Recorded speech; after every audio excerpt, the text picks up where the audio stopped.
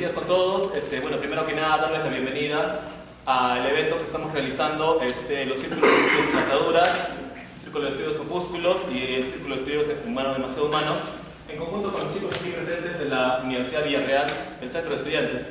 Bueno, primero que nada, agradecerles por su asistencia a este evento y visita acá en la ciudad de Arequipa. Y pues,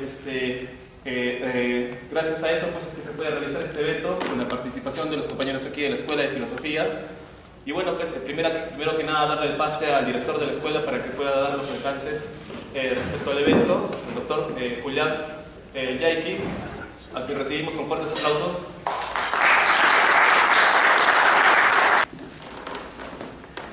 Bueno, muy buenos días. Qué placer como director de la Escuela de Filosofía dar la bienvenida a los compañeros estudiantes de Filosofía de la Universidad Villarreal, que en este encuentro académico que van a tener con los estudiantes de la Escuela de Filosofía, yo creo que sobre un tema tan importante como es filosofía y sociedad, tan importante en estos momentos, vean ustedes, ¿cuál es la pregunta del día? ¿Quién es la señora acá? Sabemos quién es la OH, ¿no? Ya sabemos quién es AG, y ahora quién será la señora acá de la primera fuerza, ¿no? Vean, y es el trasfondo que hay ahí, el trasfondo de lo que es en estos momentos el problema de lo que es sociedad, o en última instancia si existe sociedad. Por ejemplo, Margaret Thatcher decía de que sociedad es una invención, que no existe sociedad, lo que existe es el individuo.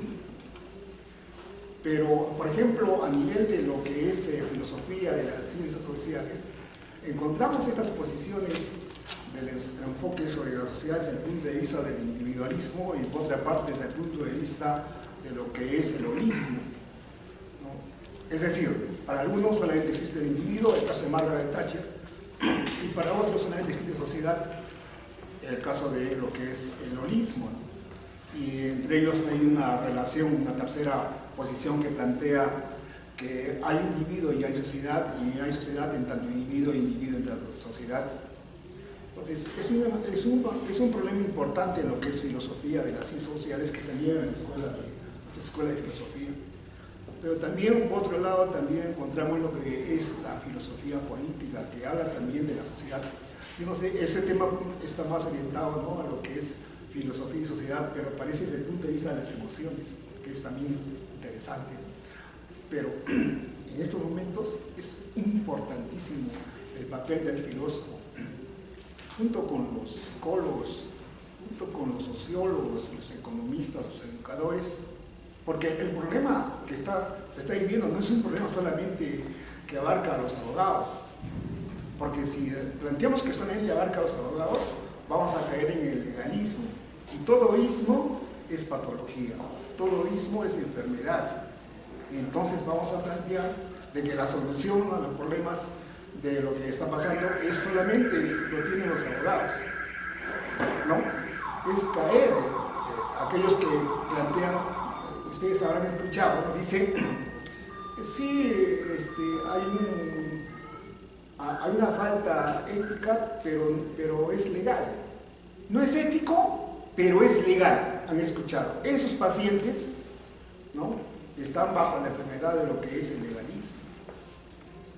Entonces, porque en esos momentos, todo enfoque es filosófico, es transdisciplinario, pero por eso es importante la filosofía, porque lo ve desde el punto de vista de las interrelaciones. Y ahí están las interdisciplinas. Por eso que yo planteo de que si aquellos que dicen que vamos a solucionar el problema de los jueces, de los fiscales, desde el punto de vista legal, están bajo esta enfermedad del legalismo. Tenemos que enfocarlo bajo lo que en estos momentos está en la academia. ¿Qué dice la academia? La academia dice que hay que enfocarlo en lo que son interdisciplinas.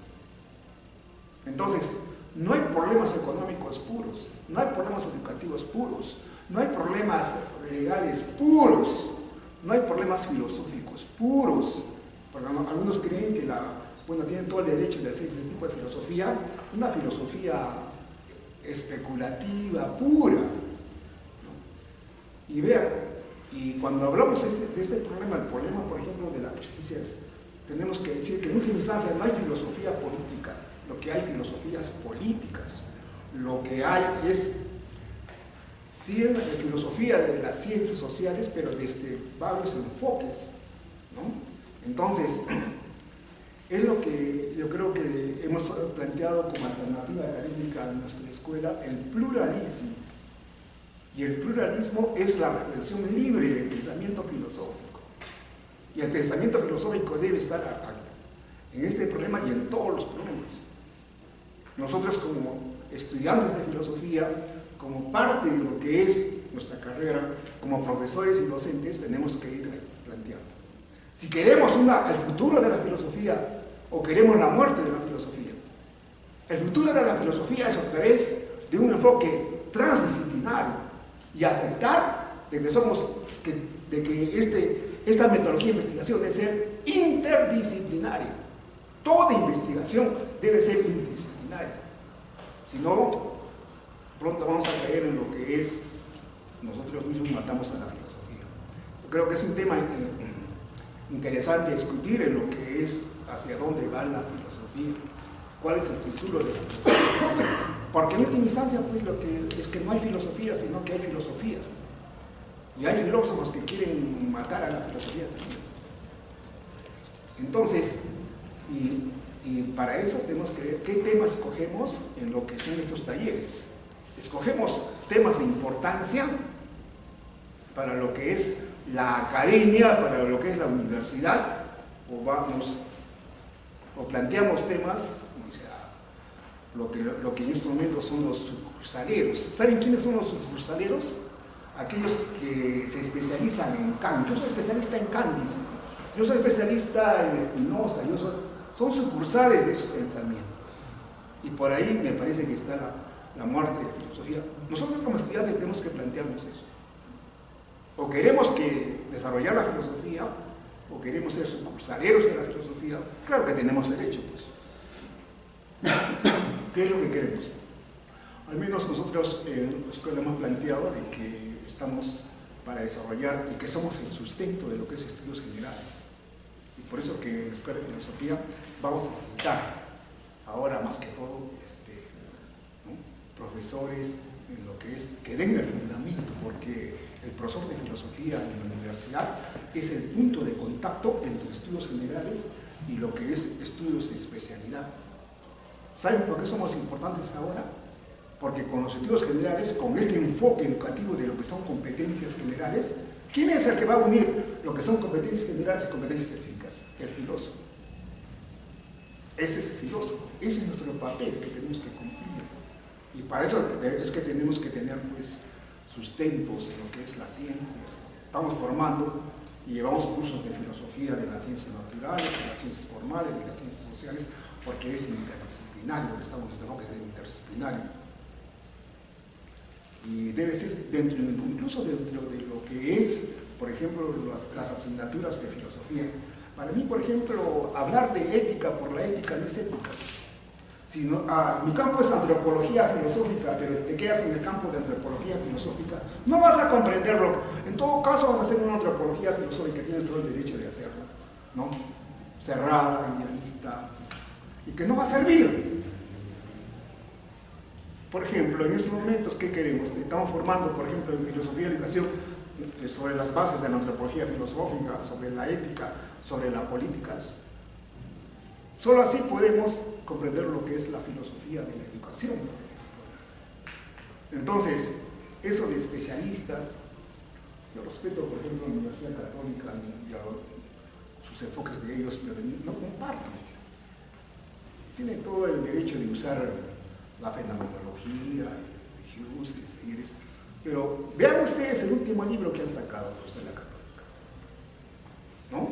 Al hablar sobre el problema de la sociedad. ¿En dónde van? ¿Qué alternativa dan? ¿Por qué? Porque falta el sustento científico. Y en esa relación filosofía y ciencia es fácil. Nosotros somos nos estamos planteando de que el desarrollo de la filosofía debe ser a través de filosofía de las ciencias, filosofía de las tecnologías, filosofía del arte. La filosofía es la base de que tú no puedes hacer filosofía de la tecnología si no dominas las tecnologías. Tú no puedes hacer filosofía de las ciencias si no dominas las ciencias.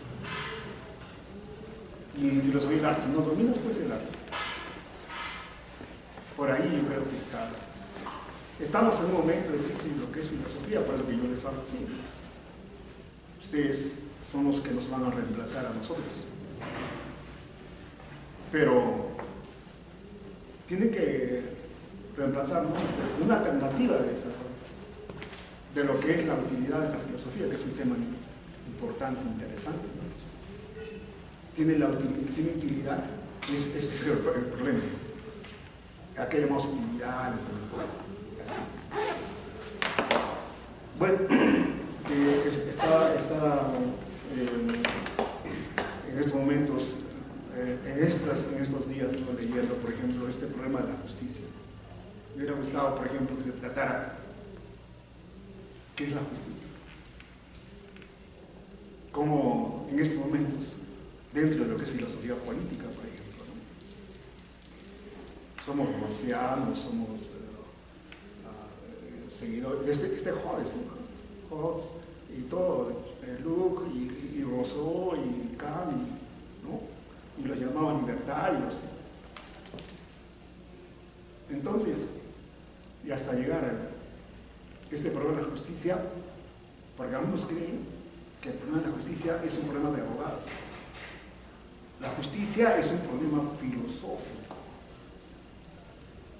Y cuando es filosófico, el problema legal está unido con el problema principalmente ético. Por eso que la pregunta es, ¿habrá solamente 2 jueces? ¿O es que la mayoría de jueces está representado por estos jueces, Inostroza y Walter Ríos?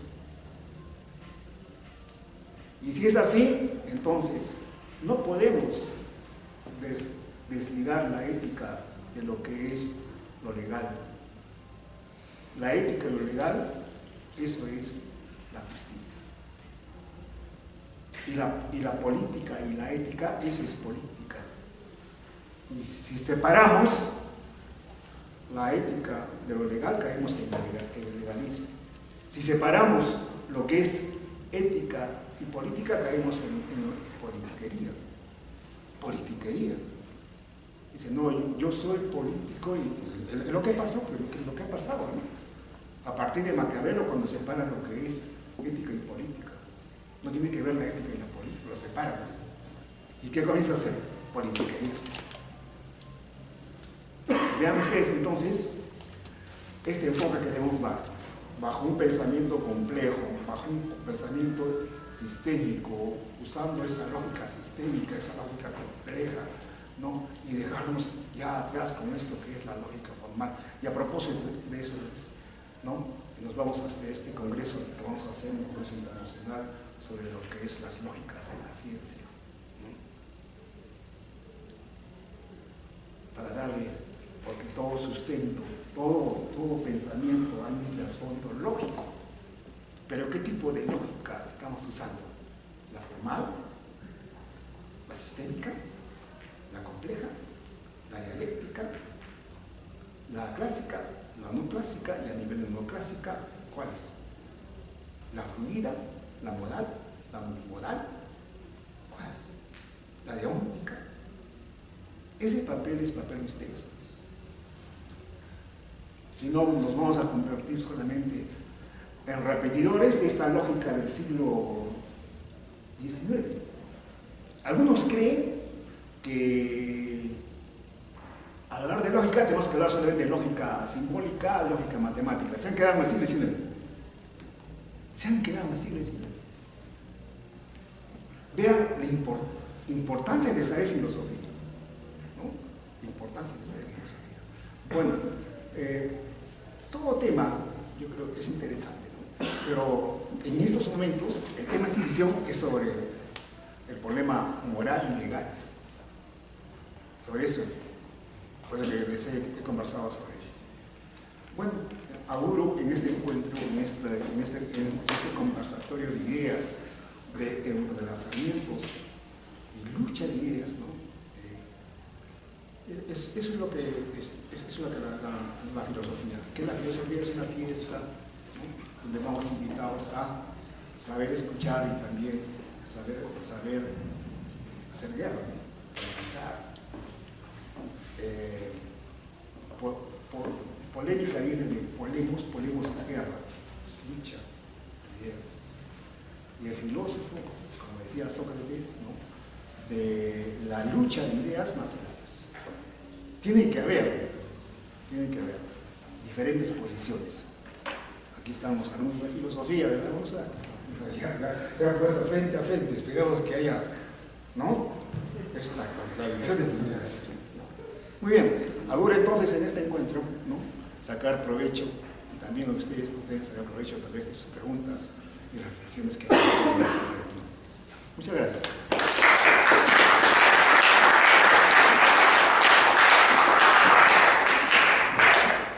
Bueno, seguidamente entonces vamos a dar inicio con las ponencias. Van a empezar los chicos de la Villarreal, por la parte de la Universidad Villarreal, va a exponer Miguel Ingunza. El tema que va a exponer es de la producción a la dominación. Bueno, cabe resaltar que cada ponente va a tener un tiempo de 10 minutos por un problema de tiempo que tenemos con el auditorio. Y bueno, después de las ponencias ya vendrán las preguntas pertinentes. Bueno, unas fuertes palmas para Miguel Ingunza.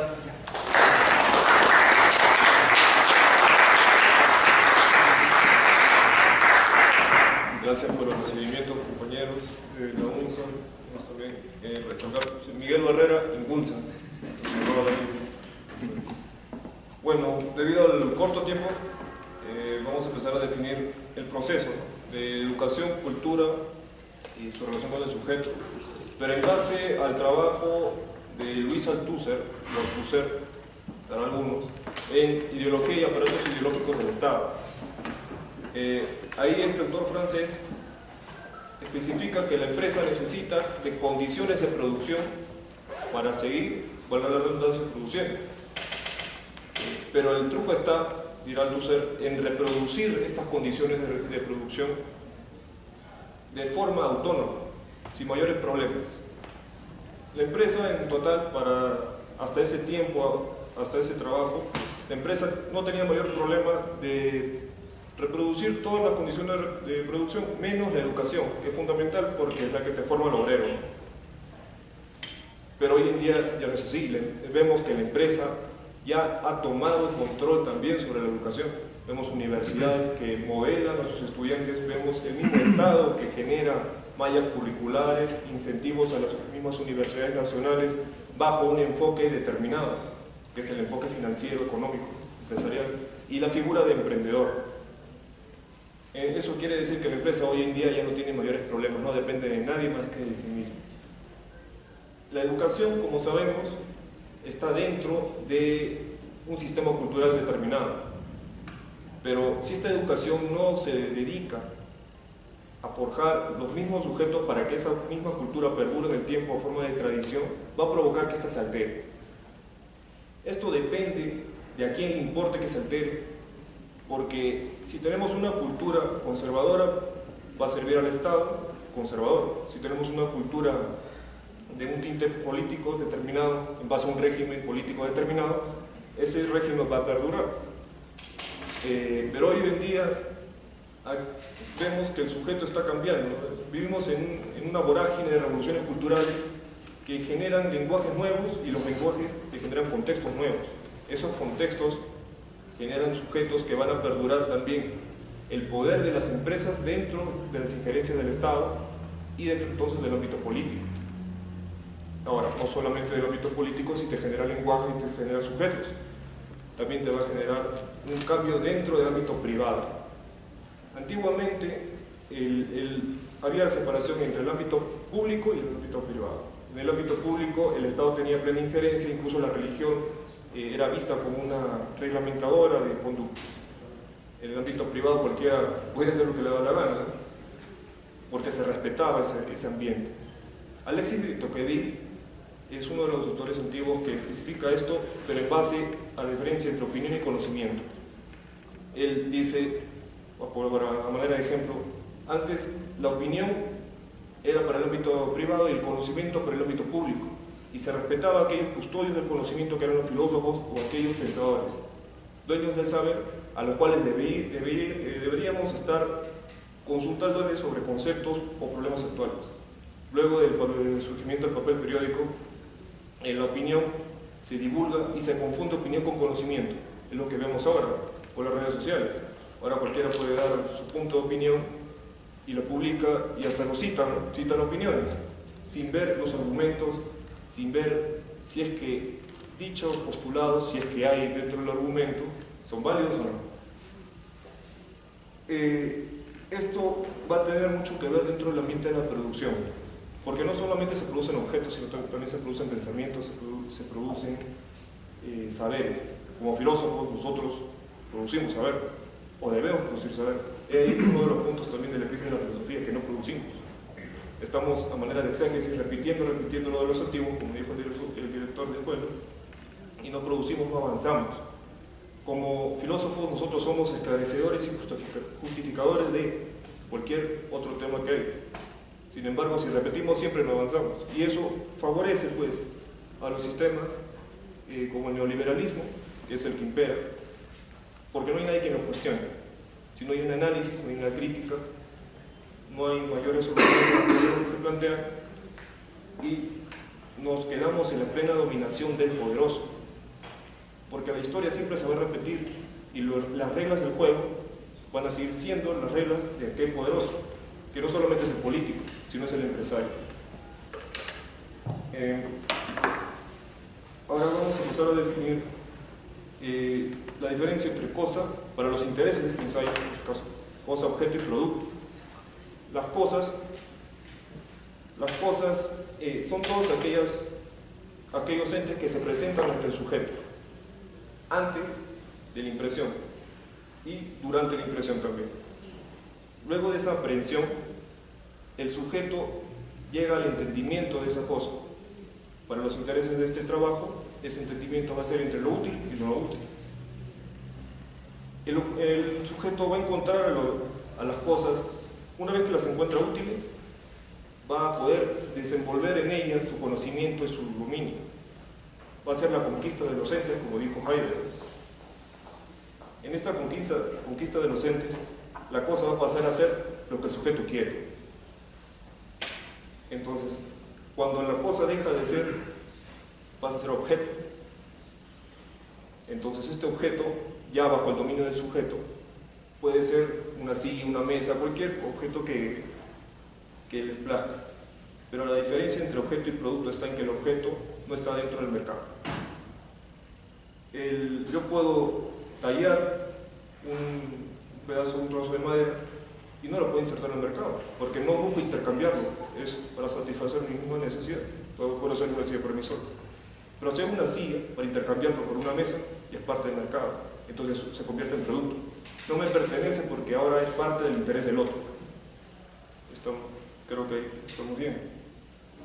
Entonces pasa a ser dentro del mercado esta cosa, este objeto pasa a ser producto. Luego que sale del mercado, se entiende que debe pasar a volver a ser objeto, porque ya le pertenece a alguien. Sin embargo, dentro del sistema ya no es así. Los productos nunca dejan de ser tales, porque o bien por obsolescencia programada dejan de funcionar o dejan de existir y no sirven para lo que, o no pretenden no sirven para lo que pretendían servir. O también pasan a ser el famoso reciclaje, que no es más la reutilización de esta condición de producción, que es los materiales que la empresa necesita para volver a hacer un producto y volver a insertarlo dentro del mercado.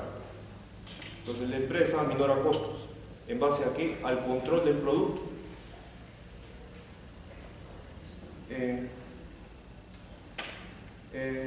Para finalizar, el desarrollo del producto bajo el sistema.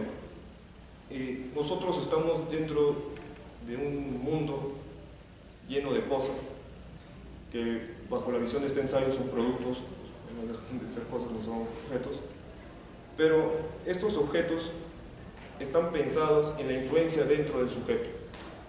Si bien tenemos también influencia en las universidades, dentro de los conocimientos como productos, para que formen sujetos y vuelvan a producir productos de intereses para el sistema, también tenemos productos que importan mucho al hombre.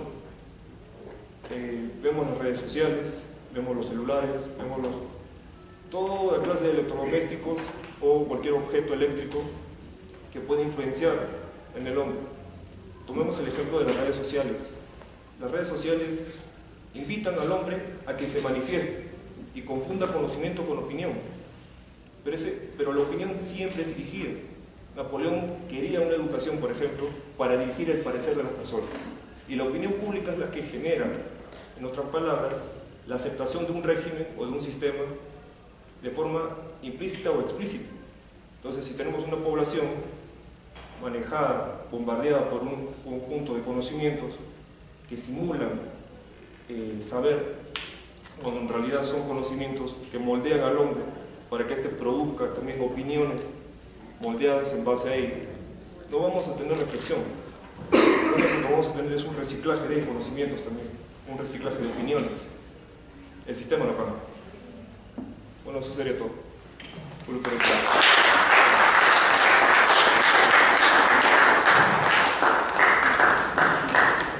Bueno, continuando con la exposición, a continuación el compañero Diego Rivas va a exponer sobre las emociones y el rol de estas en nuestras decisiones y el liberalismo, ¿no? Bueno, lo recibimos con fuertes palmas.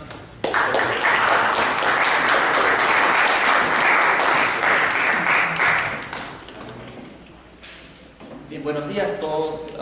Gracias, Michael, por la organización. Gracias a ustedes por asistir. A ustedes, gracias por estar presentes, acompañarnos. Espero que estén disfrutando acá, pues estoy en Arequipa. Bien, yo quería abordar este tema, es un tema político, considero, pero desde una perspectiva, digamos, desde lo que es la filosofía de la mente o de la psicología, y de qué manera yo puedo aportar en eso, es justamente poder entender cuál es la naturaleza del ser humano o la condición humana dentro de la toma de decisiones, ¿sí? Y sobre eso elaborar una propuesta que es la que yo considero más apropiada. Bien, yo parto por una pregunta, ¿sí? La pregunta es, ¿cuál es el rol que desempeñan las emociones en el proceso de la toma de decisiones? Y mi respuesta sugerente sería la siguiente. Si bien es cierto que la razón y la cultura intervienen en el proceso de decidir, son las emociones las que determinan todas nuestras decisiones. Eso es lo que yo voy a ir, digamos, argumentando a lo largo de esta presentación. Debemos partir por una idea y reconocer nuestra realidad. Lo que nosotros realmente somos es un conjunto de células organizadas. Estas células están organizadas justamente porque dentro de estas, en su núcleo, está el material genético. Este material que tiene estos imperativos, o estas directrices, ¿sí? Que básicamente lo que busca es la sobrevivencia para poder reproducirse. Es la reproducción, digamos. Son los imperativos de los genes. Bien, pero estos genes tienen límites. Porque estos genes pueden resolver, los genes pueden resolver problemas a largos plazos, pero cuando los problemas se presentan y son a corto plazo, no lo pueden hacer. Es por eso que los genes han construido, digamos, en ciertos animales, los animales con sistema nervioso central, un cerebro. Bueno, ustedes saben, el sistema nervioso central que contiene o está compuesto por la médula espinal y el cerebro, un cerebro que tiene la capacidad de tener experiencias placenteras y dolorosas. Estas dos experiencias sirven como una especie de guía, ¿sí? Porque mediante estas dos experiencias, el placer y el dolor, los genes pueden cumplir sus imperativos. Pinker, por ejemplo, citándolo a él, nos dice, ¿no? Al hacernos disfrutar de la salud, de la vida, del sexo, las amistades y los hijos, es como que los genes compran un número de lotería que les permitirá estar representados en la generación siguiente. Y eso es cierto. Nosotros nos damos cuenta que normalmente por las cosas que nosotros sentimos placer son las cosas que benefician a este imperativo reproductivo de los genes o este imperativo de sobrevivencia. ¿Okay? Para poder definir las emociones, dentro de las diferentes digamos, lecturas que he podido tener, yo considero que la más apropiada sería la siguiente. Las emociones son mecanismos cerebrales que, al ser estimulados por factores externos, estimulaciones sensoriales o internos, los recuerdos, producen un conjunto de cambios fisiológicos. Como resultado se produce una experiencia emocional, se conoce como sentimiento, puede ser o bien placentera o bien dolorosa, de diferentes niveles obviamente. Y teniendo en cuenta también la diferencia entre lo que son emociones y sentimientos. La emoción es esta reacción biológica, digamos, esta reacción del cuerpo, y el sentimiento, que es la experiencia consciente de la reacción emocional. La clasificación, para abordar este tema de las emociones es algo complejo, pero he considerado la clasificación que Antonio Damasio hace sobre estas. Las emociones de fondo, que es lo que no vamos a tocar ahora, tiene que ver con nuestro estado anímico. Cuando respondemos a esta pregunta, ¿cómo estás? ¿Cómo estamos? Nosotros decimos estamos bien. Eso es algo, digamos, más general, más estable, pero por sobre estas están las emociones primarias. Nosotros tocamos fuego, digamos, e instantáneamente sentimos olor. Y tiene que ver con estas reacciones emocionales que responden directamente a cómo es la circuitería de nuestro cerebro. Y las emociones secundarias. Pero para poder explicar las emociones secundarias, que es justamente este tema que quería ahondar un poco en este tema, vamos a abordarlo desde dos aspectos fundamentales de este tipo de emociones, que es el aprendizaje y la representación mental. ¿Qué es el aprendizaje? El aprendizaje es la unión de aquellas experiencias con sus consecuencias emocionales. Digamos, nosotros al ensayar diferentes conductas, o un animal en general al ensayar diferentes conductas, aprende qué conductas le puede causar placer y aprende qué conductas le puede causar dolor para poder repetir aquellas que le causan placer y evitar aquellas que le causan dolor. Nosotros almacenamos en la memoria justamente esto, lo que les decía, estas experiencias con sus consecuencias emocionales. Ahora, nosotros no necesitamos, muchos animales no necesitamos de esta experiencia directa. Sería extraño que querramos experimentar con ensayo y error si es doloroso saltar de un edificio de 5 pisos. Es por eso que nosotros lo que tenemos es la capacidad de representar. Nosotros al representar esto, digamos, hay esta comparación con aquellas experiencias almacenadas en la memoria, estas experiencias con sus consecuencias emocionales, y es por eso que a veces no vamos a saltar ese edificio de 5 pisos. Eso es el aspecto, digamos, este es el aspecto emocional, el de las emociones secundarias, pero no se limita solo a eso, porque nosotros tampoco podemos denominarnos seres únicamente emocionales. Nosotros tenemos una capacidad también de planificación. Es que los genes no solo se han limitado a construir esto, ¿no?, a esta capacidad de nosotros de poder sentir emociones, sino también la capacidad de buscar cómo poder maximizar nuestras experiencias placenteras y cómo poder minimizar nuestras experiencias dolorosas. Digamos que, ¿qué sería la razón o los mecanismos racionales? Son operaciones, valga la redundancia, racionales del cerebro, que organizan las estimulaciones sensoriales de manera tal que se elaboran simulaciones mentales que representan los posibles escenarios de las conductas que tenemos para elegir. Digamos que podemos complejizar así más esta representación que tenemos para poder al final tomar una decisión. Ahora, nuestro cerebro procesa la estimulación sensorial a un nivel inconsciente y envía solo resúmenes a nuestra conciencia. Estos resúmenes son los conceptos, para que no haya una sobrecarga de información en nuestra conciencia, obviamente. Ahora, estos resúmenes o conceptos mencionados permiten que el cerebro justamente elabore estos escenarios mentales de nuestras posibles decisiones. Nosotros tenemos que tomar una decisión y lo que hace nuestro cerebro es elaborar estos escenarios mentales. Nosotros imaginamos nuestras posibles conductas o nuestras posibles decisiones, y es la manera en cómo nosotros vamos ejecutando una decisión. ¿Qué sucede? Que cuando nosotros representamos nuestras opciones, hay un trabajo cerebral, ¿sí?, de la corteza prefrontal, que lo que hace es relacionar o emparejar la información que nosotros tenemos en estas representaciones con aquellas experiencias almacenadas en la memoria, experiencias con sus consecuencias emocionales. Y lo que va a producir es necesariamente una reacción emocional. Entonces, de esa manera, al nosotros tratar de tomar una decisión, ¿sí?, y justamente por esta reacción emocional es que nosotros la vamos a tomar necesariamente en función de cómo reaccionan nuestras emociones frente a estos escenarios.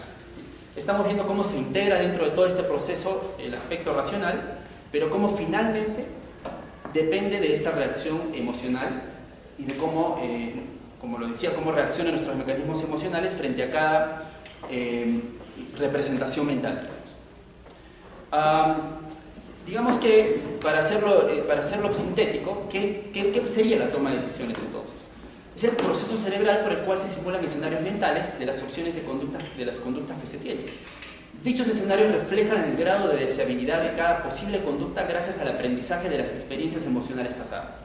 Como resultado, cada escenario mental genera reacciones emocionales y se elige el escenario que produce las emociones más placenteras y menos dolorosas. Un ejemplo, yo tengo que vivir en, no sé, puedo vivir en Lima o Trujillo, digamos. Yo para eso, de la información que yo pueda tener, voy a representar los escenarios, ¿sí? Y el escenario que cause en mí una reacción emocional más placentera y menos dolorosa es el escenario que voy a elegir. La decisión está tomada por las emociones. Pero a esto le sumamos otra influencia, la influencia cultural. Y para eso tenemos que entender qué es lo que es cultura, porque mucho se habla sobre cultura, pero pocos la definen con claridad. Para poder entender lo que es cultura debemos entender otra forma de aprendizaje que no es solo el aprendizaje individual. Y es que hay ciertas especies que tienen la capacidad no solo de aprender por sus ensayos y errores, como nosotros lo estamos explicando, sino también de comunicar eso y de poder captarlo de otros, mejor dicho, aprender de las experiencias de otros. Ese cúmulo de información es la cultura. La cultura se puede definir como el cúmulo, un fondo de información común transmitido por aprendizaje social. En la cultura humana es mucho más compleja, gracias al lenguaje. Nosotros tenemos este fondo de información mucho más amplio gracias a esta capacidad de lenguaje que nosotros tenemos y es mucho más amplio. Entonces, cuando nosotros elaboramos estos escenarios mentales, al momento de decidir, podemos hacerlo con un nivel mucho más alto de complejidad justamente por toda la información que nosotros tenemos gracias a la cultura. Pero, finalmente, cuando nosotros representamos nuestras opciones, va a depender siempre de cómo puedan reaccionar nuestras emociones. Entonces ya se viene el aspecto, digamos, ya más social y cultural, porque lo que nosotros estamos viviendo ahora es una integración cultural. No desde ahora, sino desde hace mucho. Hace mucho tiempo todas las sociedades, las culturas estaban totalmente divididas. Y lo que estamos presenciando es un fenómeno por el cual la variedad cultural se ha ido incrementando. A pesar de que algunos la pueden criticar, considero que son argumentos débiles, sí. Este proceso va a continuar, sí, va a continuar y es inseparable. Tengo 2 minutos para terminar esto, así que lo voy a hacer rapidísimo, ¿sí? Sin embargo, obviamente el proceso de integración cultural tiene 2 peligros y hay que ser consciente de ellos. Uno es el exceso de información, lo cual no considero que realmente sea un peligro, simplemente nos da más posibilidades de elecciones.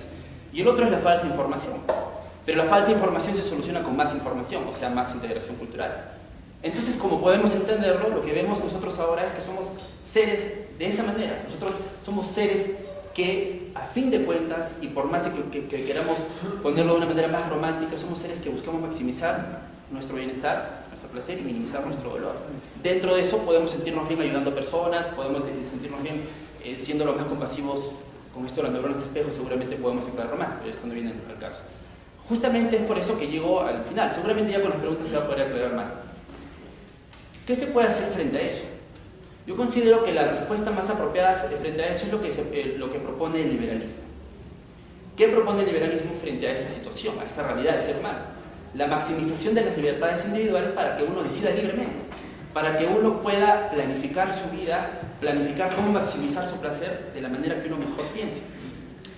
¿Dónde está el límite de eso según el liberalismo? Está en el respeto irrestricto del proyecto de vida del prójimo. Digamos que las libertades individuales, hay libertades individuales, digamos, que el liberalismo propone, que tiene que ver con un aspecto económico y otro con un aspecto de derechos o políticos y sociales. Entonces, digamos que el liberalismo no solo propone lo que usualmente se propone por la izquierda, esta libertad para que cada uno pueda casarse con una persona del mismo sexo, sino también para que cada uno pueda vivir de acuerdo a su economía con toda la libertad del mundo. Con esto termino este último así. De todas las escuelas liberales, de todas estas propuestas, toda esta situación de cómo podemos restringir la libertad, queremos ser lo más libres que podamos, queremos ser lo más felices, pero ¿cómo podemos manejar eso? ¿Cómo poder no afectar la libertad del otro? Es que se divide todo esto en escuelas. El liberalismo clásico, seguro, ahí está Adam Smith, Friedman, Hayek, el liberalismo, el minarquismo, ahí tenemos a von Mises, a Ayn Rand, y el anarcocapitalismo, Rothbard. Lo que yo propondría dentro de todas estas escuelas es un liberalismo que se acerque a un liberalismo clásico que se acerque a un anarquismo. Es decir, el liberalismo clásico lo que nos dice es que hay factores o hay aspectos de la sociedad, económicos, sociales, que necesariamente necesitan un límite y una intervención, y el minarquismo, que sería digamos, el siguiente paso, nos dice que el Estado solo se debe hacer cargo de la seguridad y justicia. Yo lo que considero es que debemos reconocer que por nuestra naturaleza misma siempre necesitamos algún tipo de organismo, en este caso el Estado, que nos pueda poner límites en lo que es seguridad y justicia, y tratar de buscar las formas más creativas para poder liberalizar todos nuestros aspectos, tanto económicos como sociales, y alcanzar a este minarquismo, teniendo en cuenta que esto no tiene que hacerse, digamos, de una manera brusca, sino de maneras creativas, como se hizo tal vez alguna vez con la radio, cuando se pensaba que era un bien común, porque no había forma de ganar dinero, nadie pensaba cómo poder ganar dinero, y el Estado lo manejaba, te ofrecían solo una opción, digamos, y a alguien se le ocurrió el tema de los sponsors, ¿no? De la publicidad, y por eso ahora tenemos tanta variedad de radios y podemos satisfacer más, podemos estar más felices todos, digamos, porque tenemos más opciones. Eso sería todo. Gracias.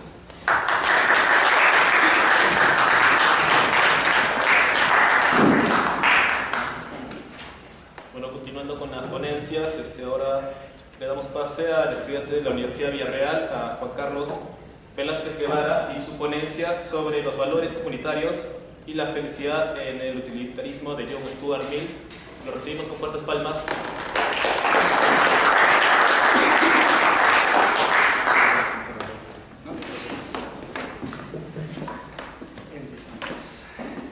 Buenos días con todos. Todavía es día, ¿no? Todavía no es tardes. Bueno, iba a exponer esto que tengo en un promedio de 15 minutos, pero por consecuencias o por disposiciones no se puede.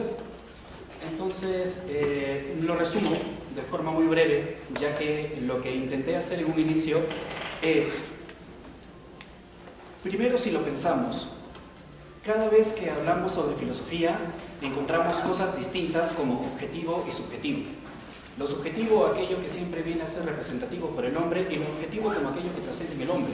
Pero lo cual, en realidad, si lo piensas un poquito más, o de repente solamente es mi criterio, es un poco absurdo pensar en objetivo.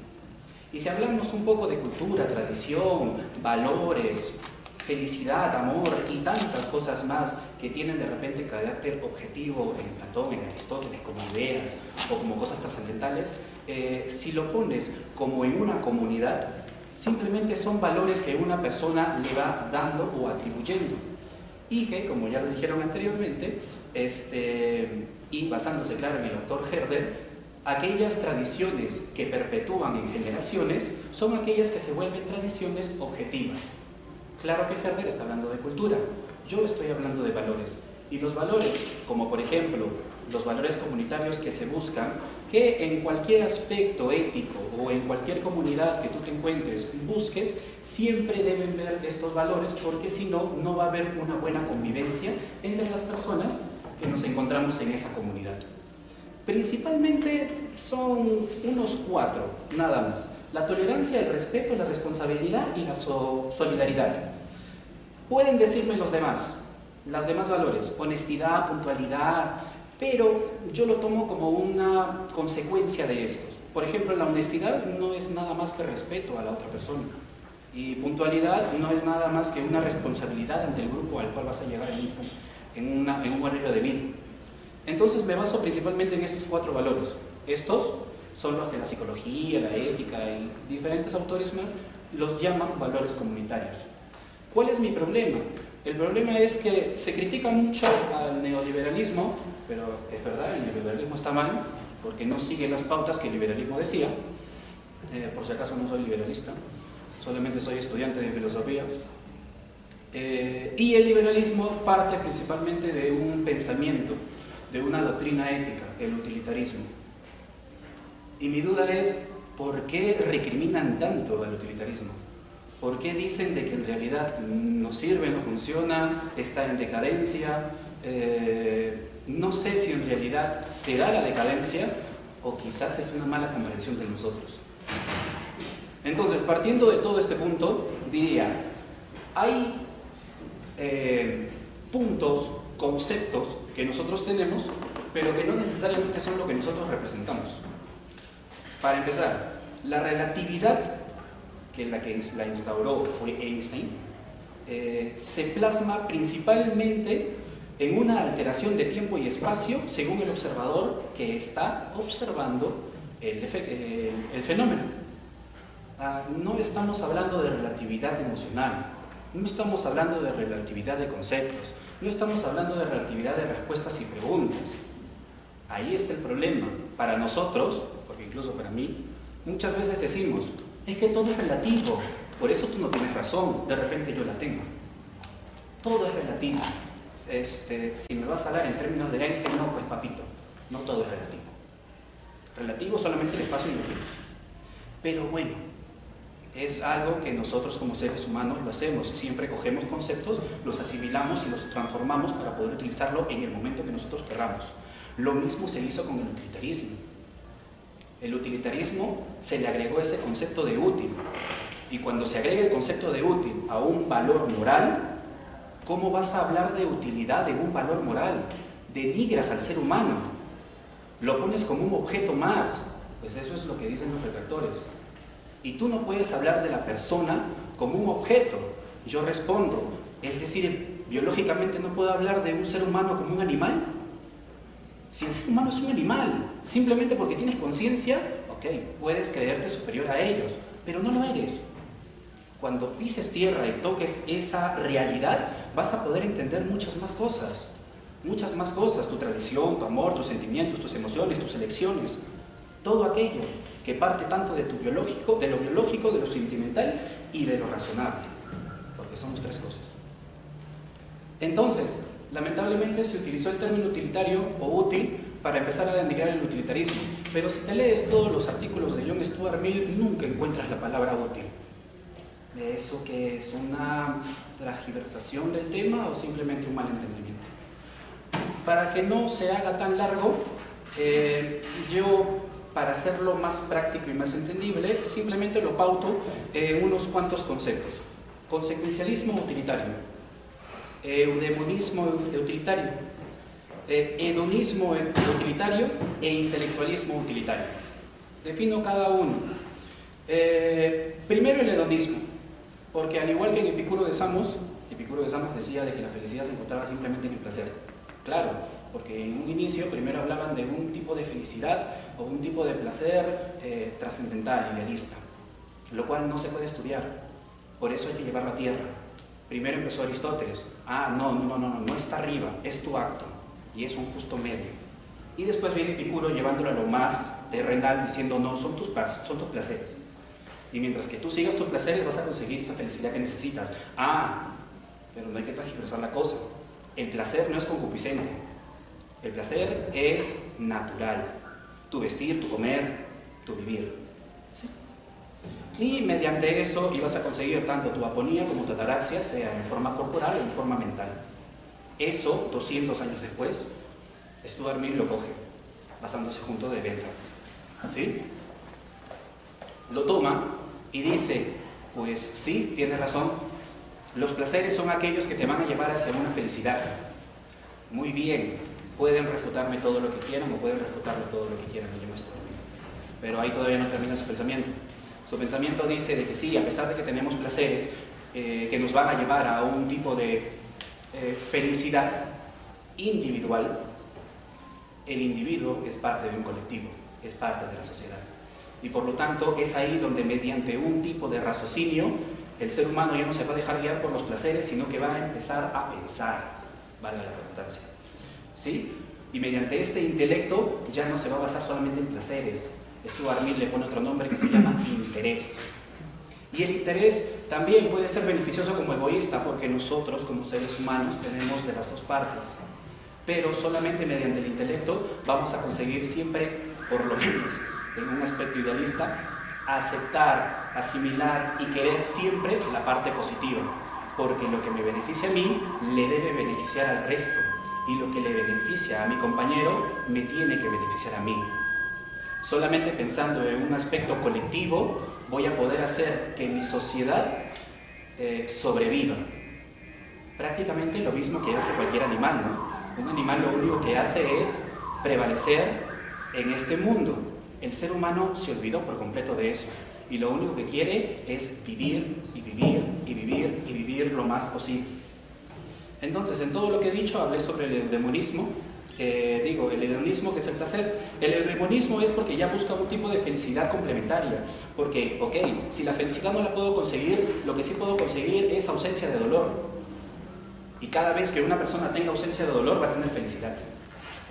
Eso es el eudemonismo basado en Aristóteles. El consecuencialismo, pues también basado en Bentham, tenemos el egoísta que simplemente piensa en sí mismo y el altruista que piensa en la otra persona. Pero Stuart dice, no, tenemos que buscar tanto el propio como el de la otra persona. Y por último, el intelectualismo vendría a ser, como lo dije en un principio, para pasar del placer al interés, debes pasar mediante la razón, mediante el intelecto. Y es aquí donde vemos el intelectualismo. Ahora, ¿qué tiene que ver todo esto con los valores comunitarios? Si los valores comunitarios son los que acabo de representar, como tolerancia, respeto, responsabilidad y solidaridad, en la igualdad de las personas vemos la tolerancia, en la igualdad de las personas vemos el respeto, en la igualdad de las personas vemos la responsabilidad que se va a tener uno por el otro, porque el interés mío es el interés del otro, y la solidaridad también. Pero a pesar de eso, todavía falta comprender una cosa pequeña de John Stuart Mill, su tema sobre la libertad. Y en su tema sobre la libertad empieza a adjudicar de que todos mis actos no se pueden hacer simplemente porque quiero, porque soy parte de una sociedad y por lo tanto cada acto puede perjudicar a la otra persona. Por lo tanto siempre hay que tener en cuenta a esa otra persona.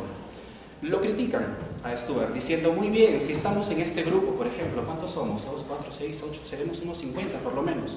Muy bien, imaginemos que 40 tenemos represalia contra los otros 10, simplemente porque somos mayoría, ¿podemos acabar con ellos, matarlos y votarlos? No, no se puede, porque tenemos el concepto de libertad, y el concepto de libertad es propia para cada individuo, por lo tanto tú no puedes perjudicar a esa persona, y mucho menos si es parte de tu comunidad. El problema en todo esto, al terminar ya todo el trabajo, fue ¿por qué el ser humano se estresa tanto con este pensamiento? ¿Y por qué no puede seguir adelante? ¿Por qué no puede olvidarse de aquello que le pasó y pensar en lo que le va a suceder? El concepto, creo que le falta a John Stuart Mill, es la felicidad. Si solamente ustedes lo estudian desde un aspecto hermenéutico en el momento histórico, John Stuart Mill hace todo este pensamiento en realidad no porque le interesa tanto al ser humano, es porque le interesaba su nación. Y mientras que Inglaterra tenía tierras en la India, él tenía que sustentar por qué Inglaterra tenía base para tener sustento sobre la India. Y el hacer es el que va a demostrar la felicidad. ¿Dónde se encuentra todo eso? En una sola página sencilla de John Stuart sobre la libertad, donde dice, pero es cosa comúnmente admitida que por interés general de la humanidad es mejor que los hombres continúen persiguiendo sus objetos sin que les desanimen esta especie de consecuencia. No importa la consecuencia que tengas, lo importante es que lo hiciste. Y a pesar de que esto que digo, como dice mi compañero, parece solamente autoayuda, para mí es una realidad y lamentablemente soy una persona muy pegada a lo realista, según yo. Y la felicidad no necesariamente puede estar en el acto que estás haciendo, o en el acto que vas a hacer, o en la consecuencia. ¿Por qué? Porque el acto puede variar y la consecuencia puede ser múltiple. Tú, siendo incluso liberalista, no puedes decir que tu acto va a traer la consecuencia debida para el beneficio de otro y de uno. Por lo tanto, no te puedes basar en la consecuencia. Y para terminar, simplemente tomando la idea de Camus, en su mito de Sísifo, habla de un héroe absurdo. Este héroe absurdo que ya no le interesa subir la piedra y dejarla rodar. Lo único que le interesa es saber que está ahí y que absolutamente ya no hay nada más que hacer que disfrutar el momento. Es ahí donde puedo decir, El bien y el mal de John Stuart Mill puede estar en el acto y puede estar en la consecuencia, pero la felicidad del ser humano está en el momento debido, en el momento de ahora. Y bueno, simplemente hay que aprovecharlo.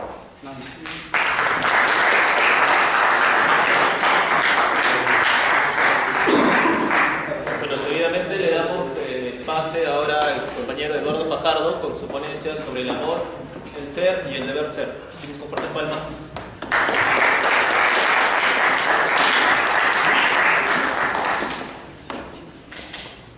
A ver, tenemos poco tiempo. En primer lugar, buenos días a todos. Gracias por estar aquí. Gracias, compañeros, por venir tan lejos. Bueno, en nombre del amor se han cometido crímenes horribles, asesinatos, las obras literarias más hermosas, poemas, los actos más nobles y toda clase de cosas. Estoy seguro que muchas de las personas que están aquí presentes se han enamorado alguna vez y de alguna manera van a poder comprender las cosas que voy a decir. Mi nombre es Eduardo Fajardo y hoy día voy a hablar sobre el ser y el deber ser del amor. He dividido mi trabajo en dos partes, el ser del amor y el deber ser, y la primera parte la he dividido en unas cuantas secciones. Pues bien, la primera parte es amor y cultura. Desde la antigüedad hasta nuestros días, desde Tokio hasta Arequipa, en todos lados, se han escrito poemas y obras al respecto del amor. Desde Sumeria, hace 4000 años, el poema que canta el amor de la reina Inanna y el pastor Dumuzi. De la India nos llega la historia de cómo Shiva, el dios del universo, se enamoró perdidamente de Sati. Desde Arabia, el caso de Cádiz y Laila, Romeo y Julieta, París y Helena. Y para ir más cerca, aquí en Arequipa tenemos el Indio de Hormiga, ¿no? Los que conocen su historia saben que es una historia de amor. Pues bien, los antropólogos Hunter y Fisher, en su artículo Una perspectiva transcultural sobre el amor romántico, establecen que la mayor parte de las culturas comparten las mismas características del amor romántico, el 90% para ser más exacto. Estas características son: 1. Significado especial. Cuando alguien se enamora, la persona objeto de su amor pasa de ser una más de un montón a alguien muy importante, alguien que dedica mucha parte de su tiempo. 2. Engrandecimiento del amado. Consideramos que nuestro amado tiene todas las virtudes y los defectos que tienen ni les hacemos caso. 3. Pensamiento intrusivo, es decir, no nos sacamos a esa persona de la cabeza. 4. Fuego emocional. Podemos temblar, sudar, palidecer o tartamudear. 5. Cambios de humor. De estar muy alegres por esa persona podemos pasar a estar sumamente deprimidos. 6. Anhelo de unión emocional. Queremos que esa persona nos quiera como nosotros la queremos. 7. Cambio de prioridades. En nombre del amor o por el amor, por el interés que tenemos hacia el amado, podemos cambiar nuestros intereses para adecuarnos a esa persona, para estar al ritmo de esa persona. 8. Empatía. ¿Qué decir sobre esto? Cuando la persona amada está feliz, nosotros estamos felices. Cuando no, nos subimos a la tristeza. 9. Intensificación del amor frente a la adversidad. Creo que esto se explica por sí mismo. 10. Deseo de conexión y exclusividad sexual. 11. Prioridad de la unión emocional sobre la sexual. Aunque requerimos o deseamos tener un encuentro sexual, por encima de ese deseo está el deseo de que nos corresponda. Es decir, simplemente no queremos intimar, sino queremos también que nos quieran. Y por último, concluyo en esta parte que el amor es una experiencia universal que se ha dado en diferentes culturas, con diferentes sistemas sociales, diferentes sistemas de producción. Es muy similar. Después, amor en el reino animal. Darwin describía, cuando veía una pareja de patos, lo siguiente: se trataba evidentemente de un caso de amor a primera vista, porque ella nadó hacia el recién llegado dulcemente, con insinuaciones de afecto. Darwin pensaba que los animales se enamoraban. La doctora Fisher, Helen Fisher, que es especialista y erudita a nivel mundial sobre el amor, también nos cuenta dos casos acerca de la relación amorosa entre animales. Voy a hablar solo de una, porque el tiempo apremia. Nos cuenta que un par de babuinos, Alexander y Thalía, tuvieron una situación particular. Al igual que una persona enamorada, Alexander se sentía nervioso al estar frente a Thalía. Era una tarde en la cual el grupo de Alexander se sentó cerca del grupo de Thalía. Alexander miraba de vez en cuando y con el rabillo del ojo a Thalía, y cada vez con más frecuencia. Era increíble ver lo mucho que se asemejaba esta conducta a lo que usualmente vemos en alguien enamorado. Pues bien, dentro del registro que se tiene de las conductas sobre animales, hay muchas historias similares y muchos casos en los cuales los animales, al parecer, tienen conductas similares. Yo considero que podemos inferir de estas conductas lo mismo que infiere Franz de Waal. Recordemos que Franz de Waal es un primatólogo que demostró que ciertos mamíferos superiores comparten las bases de la moralidad con nosotros los humanos. Pues bien, yo creo que del mismo modo hay ciertos animales que comparten la base del amor romántico con nosotros. Tercera parte, el amor y el cerebro. Mediante la moderna técnica de imagen por resonancia magnética funcional, la doctora Fisher encontró los siguientes resultados en los cerebros de personas enamoradas. El núcleo caudado es la región cerebral que se activa cuando los sujetos del experimento ven la foto de sus amados. Partes del cuerpo y la cola específicamente. El núcleo caudado forma parte del sistema de recompensa del cerebro. El núcleo caudado nos ayuda a detectar y percibir una recompensa, discriminar entre varias y esperar una de ellas. Genera la motivación para conseguir una recompensa y planifica los movimientos específicos para conseguirla. El caudado también está relacionado con el aprendizaje y el acto de prestar atención. Otra parte que se activa fue la ABT, el área ventral tegmental. El ABT es la beta madre de las células que generan la dopamina. Con sus axones, en forma de tentáculos, estas células nerviosas distribuyen la dopamina a numerosas regiones cerebrales, incluido el núcleo caudado. Cuando este sistema de riego envía dopamina a muchas regiones cerebrales, produce una atención concentrada, además de una energía intensa, una motivación concentrada en conseguir una recompensa y sentimiento de euforia, es decir, los sentimientos básicos del amor. La doctora Fisher escribe: no es de extrañar que los amantes pasen toda la noche hablando o estén paseando hasta el amanecer, escriban poemas estrafalarios, crucen océanos o continentes para abrazarse durante un fin de semana, cambien de trabajo, de estilos de vida e incluso mueran el uno por el otro. Anegados por sustancias químicas desencadenantes de la concentración, la energía y el vigor, los enamorados sucumben al impulso hercúleo del cortejo. Cuarta parte, amor y evolución. Aunque a nosotros nos parece difícil y complejo responder a la pregunta ¿por qué amamos? Y nos parece algo sumamente complejo, si ponemos estas situaciones en un contexto evolutivo, podemos decir que todas las sensaciones que tenemos se dan por mecanismos cerebrales que responden a la necesidad que tenemos de reproducirnos. Como lo dijo mi compañero Diego, tenemos imperativos genéticos que nos impulsan a que nos reproduzcamos lo más posible. Siendo así, con la doctora Fisher considero que estos mecanismos han dado para que nos reproduzcamos lo más que se pueda. Cuarta parte. Pues bien, paso a la segunda sección, que es amor, el deber ser.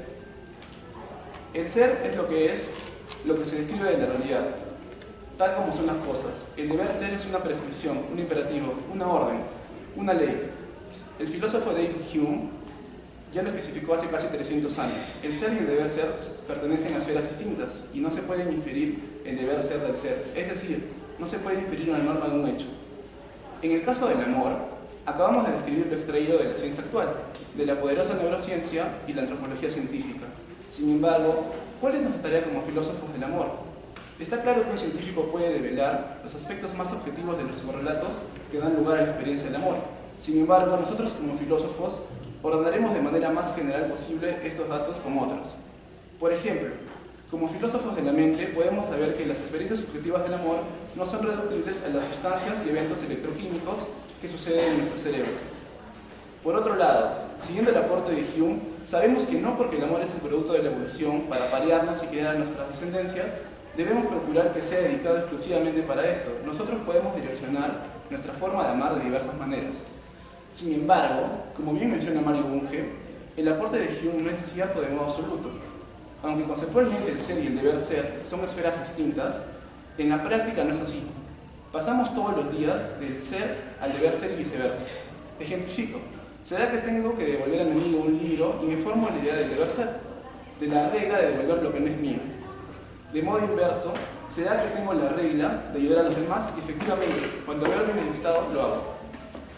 Siendo así, claro que es tarea de los filósofos decir algo al respecto del deber ser del amor, es decir, de las reglas e imperativos que ayuden a conducirnos frente a este fenómeno. Yo, como utilitarista en ética y de manera muy personal, considero que debemos seguir la máxima utilitarista y tratar de disminuir el dolor y aumentar el placer lo más que se pueda. Aplicando este principio del amor, considero que en nuestras relaciones debemos procurar hacer felices lo más que se pueda a nuestros amados o amadas y procurar adiestrarnos lo más que se pueda en disminuir nuestras penas cuando nos decepcionan o nos tratan mal. Sin embargo, pienso que no se puede ni se debe tratar de imponer normas en estos asuntos. Lo que acabo de mencionar se lo digo como opinión. Pienso que se deben tener en cuenta los principios liberales, es decir, respetar la libertad de otro, en este caso del ser amado, respetar que cada uno ame de manera que le parezca mejor a sus fines, siempre y cuando no afecte la libertad del otro. Concluyo con esto, y esta es mi primera conclusión, que cada uno tenga la libertad de imponerse las normas morales sobre el amor, siempre que se respete la libertad de los otros de buscar la felicidad como mejor les parezca. Mi segunda conclusión es la siguiente: la experiencia del amor es una experiencia universal, se da en todas las culturas con características muy similares. Tercera conclusión: algunos mamíferos comparten con nosotros las bases fisiológicas del amor romántico. Los seres humanos no somos entidades separadas de la naturaleza. Como animales compartimos mucho con otras especies. Cuarta conclusión: los sistemas cerebrales que nos inducen a tener la experiencia del amor evolucionaron para que podamos reproducirnos y cuidar mejor a nuestras crías. Quinta conclusión: los correlatos de la experiencia del amor cada vez más son estudiados e identificados por los neurocientíficos. Cada vez más las partes del cerebro que dan lugar al amor son mapeados de manera más fina y sus mecanismos conocidos de manera más exacta. Sexta conclusión: el conocer los mecanismos cerebrales que dan lugar al amor nos ayuda a entender más el porqué de nuestras inmensas alegrías y sufrimientos. Sin embargo, así como el saber cómo funcionan los mecanismos cerebrales que dan lugar al color no impiden que en nosotros surja la experiencia de belleza frente a un cuadro, de igual manera, el conocer los correlatos cerebrales del amor no quita mucho la experiencia del amar. La magia, la euforia y la alegría seguirá sintiéndose de igual forma. Muchas gracias.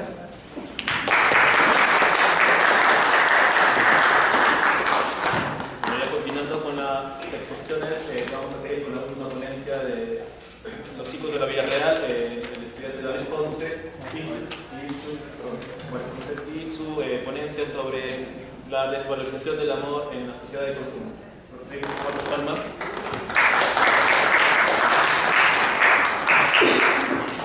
Bueno, primero que nada, antes de poder comenzar con mi ponencia, actualmente, en la sociedad en la cual nosotros pedimos inmiscuidos, existen dos posiciones respecto a lo que se entiende por amor: la posición idealista y la posición, digámoslo de alguna manera, cientificista. Bien, yo al menos lo que voy a defender es que la desvalorización que existe en la sociedad actual, o al menos lo que se entiende por desvalorización, es porque hoy en día en la sociedad se utiliza el concepto científico de amor, más se trata de dejar de lado la concepción idealista. Bien, entonces, para poder proponer esto, ya que tengo poco tiempo, vamos a tratar de hacer lo que es una genealogía del concepto de amor.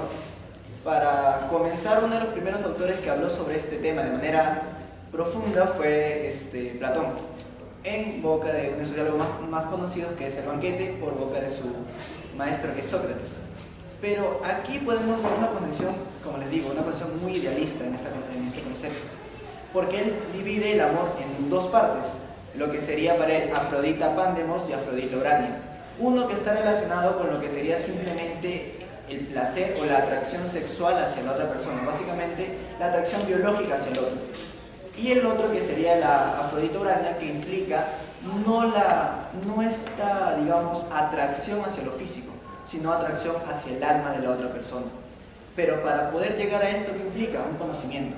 Y también recordar que en la época griega tú amas a una persona sabia, porque la persona más hermosa o más bella es la que tiene el alma más sabia. Y en esta época las personas más sabias no eran las mujeres, eran los hombres. Es un intento que tenía en algunos casos Platón para tratar de fundamentar por qué es que el hombre, o por qué un hombre que ama a otro hombre es un amor puro, mientras que el hecho de que tú ames a una mujer implica un amor, digámoslo así, corrupto, ya que tú en este caso te enamorarías de la mujer o amarías a la mujer por este impulso de reproducirte, por placer al cuerpo, más no por la inteligencia o por el alma, porque el alma, un alma sabia, solo lo tienen los hombres, porque eran las únicas personas en la época que recibían educación. Bien, entonces ya podemos ver con este autor que existe esta concepción idealista del amor. Bien, el compañero que puso antes de mí también habló de Helen Fisher, que es una antropóloga que habla, o al menos sus libros más conocidos que hablan sobre el amor. Por ejemplo, en mi caso me basé más sobre todo en su libro La naturaleza del amor, que ahí Helen Fisher sobre todo siente las bases biológicas por las cuales el ser humano llega a amar o poder expresar esta, digámoslo, afección.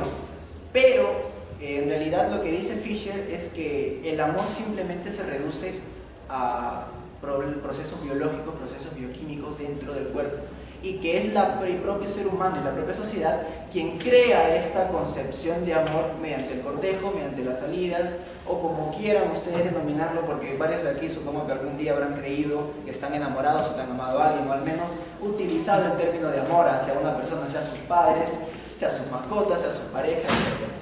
Entonces, esta concepción de amor simplemente es una construcción cultural y social que sirve para poder, digamos, sentar en algún momento las bases para que tú puedas reproducirte. Es, en palabras mucho más simples, es como cuando un hombre trata de cortejar a una chica para conseguir algo y le mete flor, ya, muy similar a ese concepto de amor en una sociedad actual. Lo único que tienes que hacer es hablar de esa manera romántica para tener el interés de la otra persona.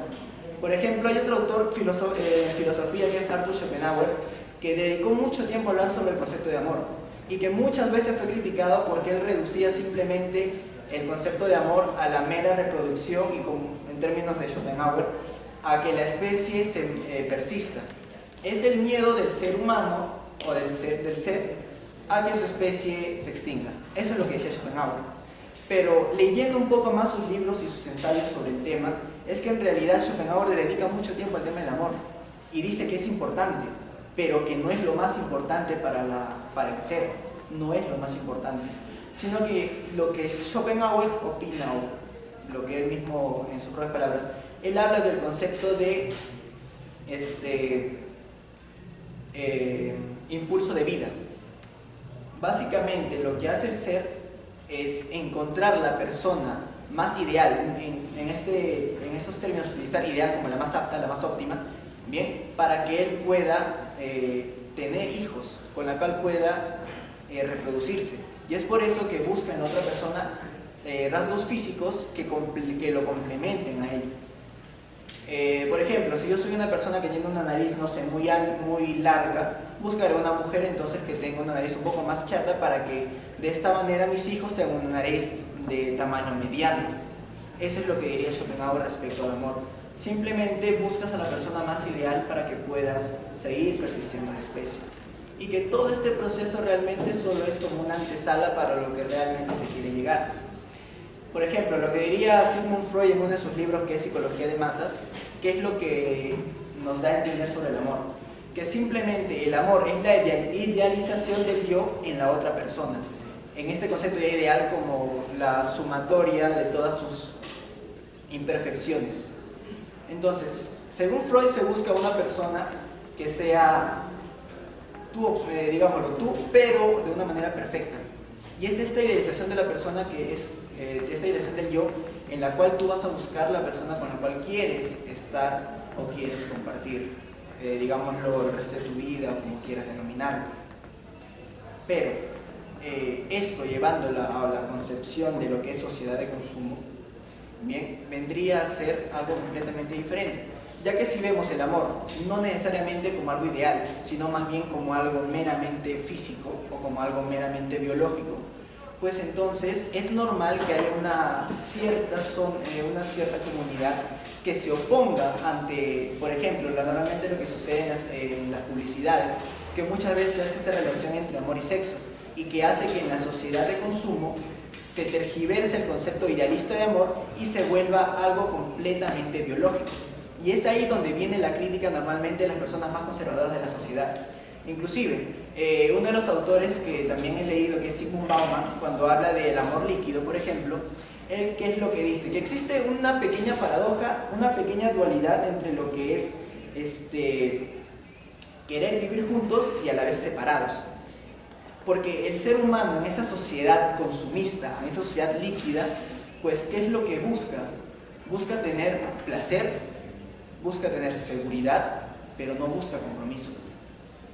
Es por eso que tiene ese miedo. Tiene el miedo de, ok, estoy con esa persona, pero ¿qué pasa si llega un momento en el cual esa persona no me da la seguridad que yo necesito o me da el placer que yo necesito? ¿Qué sucede en ese momento? Me voy a tener que alejar, es obvio, porque ya no estoy sintiéndome feliz o cómodo. Pero ¿qué sucede? De que el propio individuo que está sumido en esa sociedad de consumo, pues tiene este miedo de querer estar en una relación porque sabe que en algún momento se va a cansar y se va a aburrir. Y es entonces que en esta sociedad se busca que simplemente placer, se busca simplemente relaciones sexuales casuales, se busca simplemente satisfacer necesidades biológicas. Y como bien dijeron los compañeros hace un momento, que cuando hablaron de felicidad es tener el mínimo de dolor posible. Eso es lo que se busca en la sociedad consumista. Es por eso que inclusive autores como Miguel Polo, que es sanmarquino, en uno de sus artículos cuando hablaba de la desvalorización en una sociedad, perfecto, existen valores o tradiciones que vienen enmarcadas desde la antigüedad, que la cual nosotros podemos seguir. Pero eso no implica de que por el hecho de que sean tradiciones no puedan ser cuestionables, o porque el hecho de que vengan desde muchos años atrás y que sea aceptado por una comunidad no implica de que sean correctos. Entonces, lo mismo sucede con el amor. La gran mayoría de personas que tienen esa concepción idealista de amor normalmente ni siquiera fue aprendido por ellos mismos, fue condicionada por los padres, fue condicionada por los abuelos, inclusive, ¿quién aquí no habrá visto cuando era pequeño alguna novela con su madre cuando hablaba de que el amor es algo de que lo puede todo, que supuestamente la persona de clase más baja puede estar con la persona de clase más rica porque el amor cruza fronteras o el amor no mide clases sociales y cosas por el estilo, ¿verdad? Pero ¿qué es lo que te demuestra la propia experiencia? De que el amor en un momento se acaba, de que las relaciones terminan, de que inclusive existe la infidelidad, existen divorcios de la mayoría de parejas que son jóvenes, inclusive hijos que la gran mayoría ni siquiera son planeados. Entonces, una cosa es lo que te dice la sociedad o los medios de comunicación, y otra cosa muy diferente es toparte con la realidad, experimentarlo, inclusive poder demostrarlo. Muchas veces se dice de que el amor es algo que no se puede conceptualizar, no se puede inclusive expresar lo que tú sientes realmente dentro de ti, pero que muchas veces tratas de reproducirlo mediante palabras, pero que esas palabras no alcanzan para demostrar cuál es la intensidad que tú sientes, esa intensidad emocional. Pero basándonos otra vez en la parte biológica, todo es reproducción. Queramos o no, queramos queriendo ser idealistas, yo creo, por ejemplo, de que realmente es biológico y a la vez es cultural. Implica ambos. Nace en lo biológico y termina en lo cultural. Pero que muchas veces esto cultural no influye en toda la sociedad, sino solo influye en un determinado grupo. Y siempre aparece el individuo que va a cuestionar esta concepción de amor ya impuesta por la sociedad. Y es ese individuo que va a poder reconstruir esta concepción. Y es por eso que hoy en día existen tantos tipos de relaciones liberales. Es por eso que existen tantos tipos de parejas, no solo parejas monógamas, sino también poligámicas. Inclusive es absurdo el hecho de creer de que el ser humano es monogamio por naturaleza, porque toda la historia de la humanidad nos ha demostrado que el ser humano es polígamo por naturaleza. Pero la monogamia es una construcción netamente de la sociedad conservadora. Y es algo a lo cual nosotros tenemos que, digámoslo así, vivir bajo esa idea, hasta que llegue un momento en el cual tú te pongas a cuestionar todo esto, en lo cual tú naces o te ves inmiscuido, ¿es real o es verdadero? Inclusive, si es lo correcto. Ahora, inclusive, no se puede hablar tampoco de un amor como un imperativo categórico en los términos kantianos, ¿no? El deber por el deber. No se puede hablar de que el amor es realmente esto, porque muchas veces las personas no buscan amar. Lo que buscan realmente es que los amen o que sean queridos. En algunos casos, inclusive, yo por ejemplo no lo tomo con este sentido, sino simplemente con el término de se me acaba de ir el nombre, reconocidos. Ese es el término correcto. Todo ser humano busca ser reconocido, siempre busca el reconocimiento. Es por eso que inclusive se dice que el reconocimiento es un existenciario. Busca ser reconocido no en el sentido de que seas reconocido a nivel nacional, sino que seas al menos reconocido por una persona. El demostrar al menos de que tú vales algo. Inconsciente o conscientemente buscas el reconocimiento. De lo contrario no estarías estudiando una carrera universitaria. De lo contrario no estarías buscando un trabajo. De lo contrario no buscarías no tener una pareja o tener amistades. Buscas siempre el reconocimiento de alguien o de algo inclusive. Buscas ser reconocido. Tu propia existencia tiene que ser al menos reconocida por alguien. Y eso es lo que siempre vas a buscar, de manera consciente o inconsciente. De lo contrario seríamos seres aislados, pero no somos seres aislados, somos seres sociales necesariamente. Bien, entonces, para poder finalizar un poco, basándonos un poco en esta concepción, inclusive ya me desvío un poco de mi tema sobre la desvalorización, Por ejemplo, hay un libro que yo leí cuando estaba en secundaria, que es un libro muy conocido, que es El arte de amar, de Fromm, por ejemplo. Y hay una pequeña parte que es lo único que comparto con él cuando dice de que todas las personas que conoces, inclusive que no has conocido, tienen la misma posibilidad que tú tienes de poder ser el amor de tu vida. Pero, ¿qué implica esto? De que el amor de tu vida es una persona, pero si dices de que cualquier persona en la faz de la tierra puede ser el amor de tu vida, ¿qué implica esto? Implica de que para que tú puedas estar con alguien de una manera prolongada, implica reconocimiento, implica comprensión, implica interés inclusive. Porque todas las relaciones de hoy en día se basan en interés, sea relación social, amical, familiar, hasta amorosa, porque necesariamente el hombre o la mujer, y siempre se discrimina más al hombre que busca eso, es poder tener relaciones sexuales. Ese trasfondo siempre es así. Es por eso que inclusive otro autor que es psicólogo, que es Theodore Reik, cuando habla en su libro El amor visto por un psicólogo, él propone que realmente, perfecto, tú puedes amar a alguien o puedes quererla, pero no vas a poder demostrar realmente que amas a esa persona hasta que tengan intimidad. Es la intimidad, digámoslo, el cierre de esta relación amorosa. Inclusive nosotros en la lengua castellana tenemos una diferenciación con otros idiomas, por ejemplo con el inglés. Mientras que nosotros en el español tenemos palabras como el te quiero y el te amo, que cualquiera para nosotros podríamos decir de que el te quiero o el amor, o de decir te amo a alguien, decir te amo a alguien implica mucha más intensidad que un te quiero. Pero eso no sucede, por ejemplo, en el idioma inglés, porque solo existe el término I love, que I love puede significar cualquiera de los dos. Y nosotros por eso tenemos esa facilidad para poder expresar ese tipo de emociones. Y es por eso que inclusive ya esto no es de mi ensayo, sino es para una propuesta que yo voy a tener para mi tesis, de que realmente la sociedad solo confunde estos términos entre amor y querer, y que realmente lo que se siente es este querer combinado con el placer, pero que no llega al concepto del amor, y que el amor, como bien dije, en un concepto meramente idealista no va a ser alcanzado nunca por la sociedad, porque es un concepto muy idealista. Lo único que se puede decir del amor es que es este proceso bioquímico, este proceso natural inclusive, pero que va a ser, digamos de alguna manera, desarrollado por una teoría cultural para poder tener un mayor acceso a esta reproducción. Bien, y eso sería básicamente todo. Muchas gracias.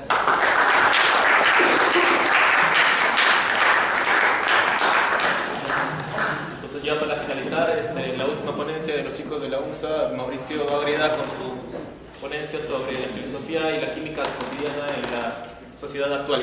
Lo recibimos con fuertes ponencias.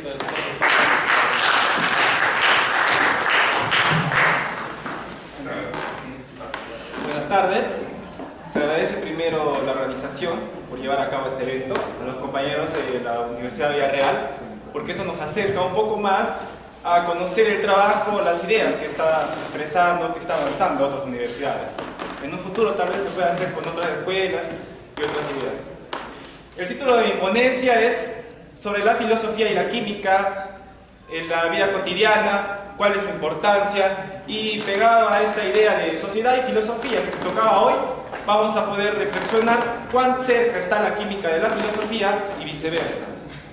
A lo largo de todas estas ponencias hemos escuchado nombres como amor, conceptos como felicidad, utilitarismo, libertad, liberalismo, y algo parecido tiene cuando escuchamos algo de química, cuando escuchamos oxitocina, dopamina, serotonina. Son conceptos que usamos a diario, como cuando vamos al mercado, cuando vamos al supermercado y vemos una lata de conservas y podemos leer carbohidratos, lípidos, enzimas y todos esos conceptos raros, como los que hemos tocado acá. Conceptos que los tocamos a diario, conceptos que lo hablamos a diario.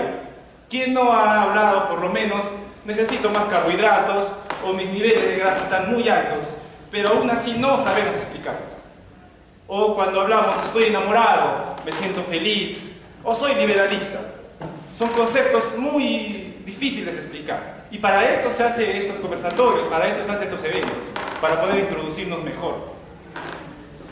Conceptos extraños, como la filosofía, y conceptos bastante extraños que se usan en la vida cotidiana, son bastante parecidos. Hay que introducirse bien para poderlo explicar. Pero está a la vuelta de la esquina. Algo también que caracteriza la química con la filosofía es de que por mucho tiempo la filosofía se ha categorizado como peligrosa.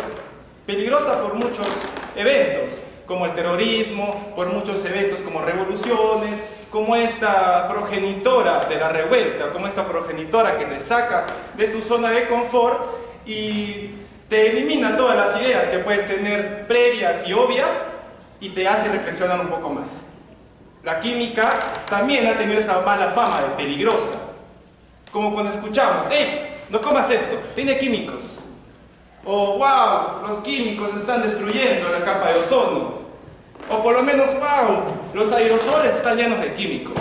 Es una mala fama que se hace tanto a la filosofía como a la química, cuando uno no sabe bien de lo que está hablando. La filosofía, si bien ha estado entrometida en muchas revueltas, también ha estado entrometida en bastantes revoluciones científicas y tecnológicas para explicar de otra manera al mundo.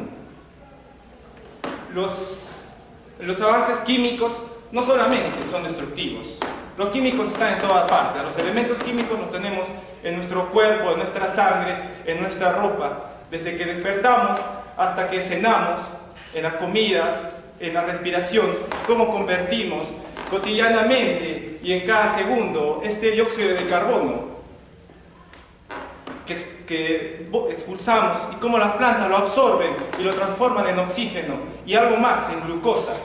Esa pequeña glucosa que la consumimos en el azúcar diariamente es otra parte de la química. La química no solamente es mala. Hay otra parte también de que hay una intersección entre la química y la filosofía. Cuando hablan de nombres extraños, de nombres como Emmanuel Kant, nombres como Platón, nombres como Erich Fromm, que si no estamos entrometidos mucho en el tema, nos van a perjudicar un poco porque nos van a sacar de nuestros cabales. No podemos saber de qué están hablando. Como bastantes nombres de científicos en química, que si no son bien conocidos, son bien resonados, como Mendeleev, que es uno de los creadores de la tabla periódica moderna, o como Lavoisier, que es el padre de la química, y que de ahí vienen las famosas palabras que todos usamos: la materia no se crea ni se destruye, solo se transforma.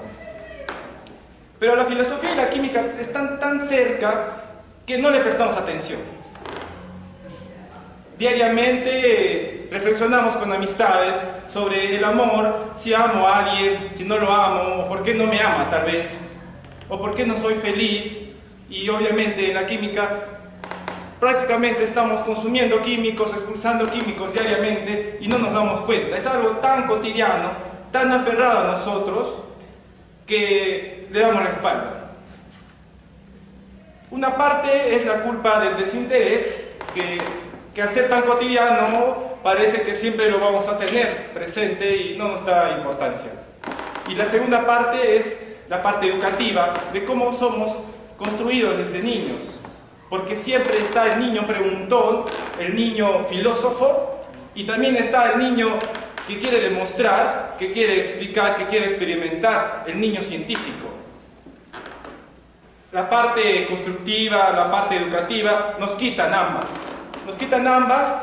mostrando de que no es posible estar dedicándonos a preguntarnos a cada momento y a querernos explicar las cosas o querer demostrarlas. No es necesario. Como se ha expuesto anteriormente, es mejor tener un mecanismo en el mercado que sea útil y que sea servido de alguna forma para algunas cuestiones más poderosas, y nos metemos en otro tema como es la política, el poder, que es un concepto más que usa la filosofía y que alborota también el concepto. Cuando hablamos de amor, por ejemplo, en química hablamos de serotonina, hablamos de dopamina, de oxitocina. Químicos que están dentro del chocolate, por ejemplo, dentro de la cafeína, dentro de los dulces. Y por eso estamos tan enérgicos, estamos moderadamente felices cuando consumimos algún dulce. Pero eso no lo vemos. Así como en la filosofía no se logra ver cuán cerca está a nosotros, la química tampoco. La química de nuestro cuerpo es bastante cotidiana, como en la filosofía.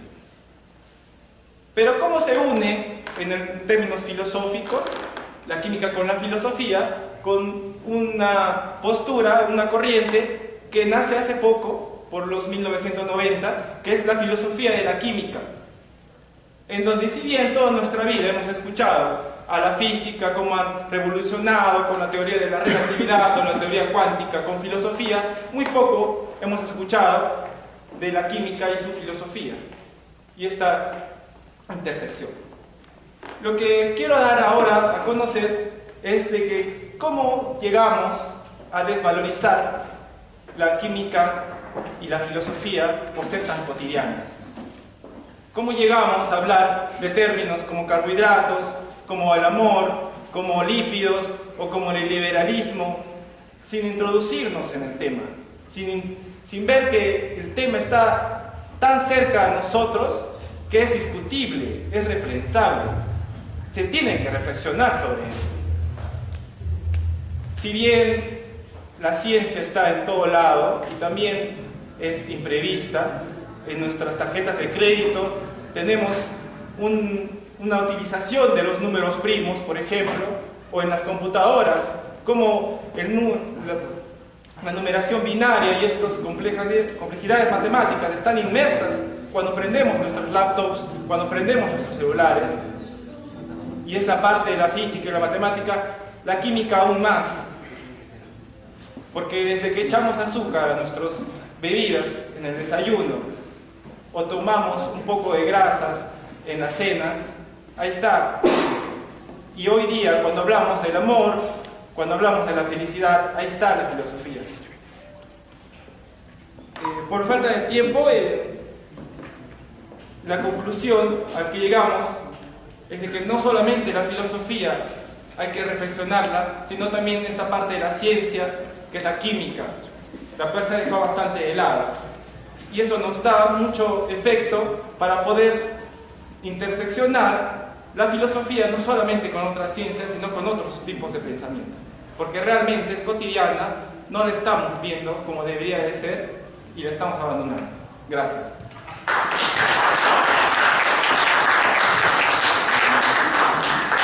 Como mencionaba Mauricio, ya por problemas de tiempo vamos a tener que acelerar lo que queda, pero primero aprovechar para darles un pequeño presente por parte de la jefa de departamento, la doctora Teresa Rieta. Esto son las actas del Congreso Internacional de Lógicas que se hizo hace 2 años, y esta es la última publicación de la doctora Teresa, que les entregamos formalmente para que lo presenten en su biblioteca como material de trabajo. Y también este libro sobre filosofía, que es un homenaje que se le hace a David Sobrevilla, quien se le considera en vida el segundo filósofo más importante después de Francisco Miro Quesada. Un ejemplar para cada uno, chicos, de parte de la doctora Teresa. Chicos, muchas gracias por visitarnos, de verdad.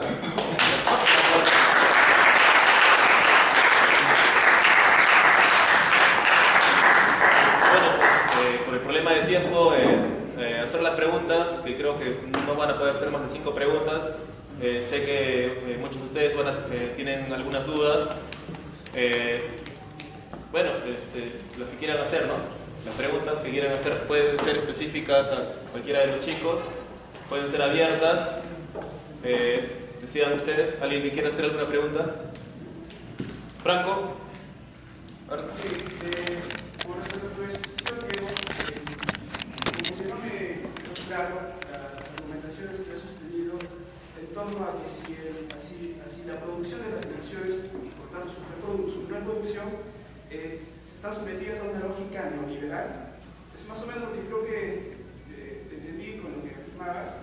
Y fuera de eso, el segundo compañero que expuso de la Villarreal, cuando sostiene que el utilitarismo es una forma, digamos, de aproximarnos al mundo que se fue, digamos, se construyendo, modificándose, que vamos imperante, obviamente, pero hay que entenderlo esto desde el plano del surgimiento de la modernidad, ¿no? Ahora, yo discrepo un poco con esta concepción del utilitarismo, porque concepciones, digamos, premodernas o precapitalistas que tienen que ver con el intercambio, la reciprocidad, el trueque, no obedecen a una lógica utilitaria, que es la que se está fundamentando tanto en lo que es sostenido, ¿no? Bueno, tal vez a lo mejor entremos en discrepancia. Y por último, los compañeros que hablamos sobre el amor, esto lo sostengo como comentario de que a raíz de tantos fenómenos que han surgido y que tienen que ver el plano de las subjetividades y las formas como se expresan el amor tan diversas, creo que la monogamia se está convirtiendo en algo, digamos, anacrónico, ¿no? Porque hay parejas lesbianas, gays, transexuales, etc., en diversidad de géneros, entre comillas, y creo que la poligamia sería la opción, digamos, frente a estas otras manifestaciones sexuales. No sé qué piensan ustedes al respecto, ¿no? Muchas gracias. Sí, bien. Sí se escucha, ¿no? Sí. Entiendo que, digamos, lo que no te queda claro es si lo que yo estaba proponiendo, digamos, es que nuestros mecanismos emocionales se someten a la lógica del liberalismo. Eso es tu pregunta, básicamente, ¿no? Voy a tratar, por lo que puedo entender, bueno, digamos, vamos a ponerlo de esta manera. Lo que yo trato de hacer es, primero, intentar describir una condición humana, ¿sí? Que tiene que ver cómo nosotros tomamos decisiones, y por eso traté de partir desde el aspecto genético y ir al factor emocional, racional y cultural, y cómo las razones influencian nuestras decisiones, y cómo nosotros tenemos esta capacidad de planificar cómo poder, digamos, sentirnos bien a fin de cuentas, cómo cada uno planifica su vida. ¿Por qué quise hacer eso al inicio? Que es lo que más me tomó tiempo, obviamente. Por una situación.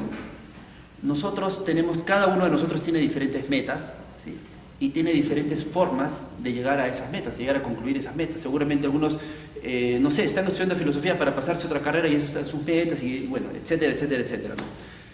A lo que yo quiero ir con eso es que, teniendo en cuenta que cada uno tiene diferentes metas y diferentes planes de cómo conseguir sus metas, trataba de proponer, digamos, dentro de las diferentes visiones que he podido ver sobre la sociedad, me parecía que el liberalismo sería lo más sensato. ¿En qué aspecto, no? O sea, no es que el liberalismo sea algo que te da todas las soluciones y nada por el estilo.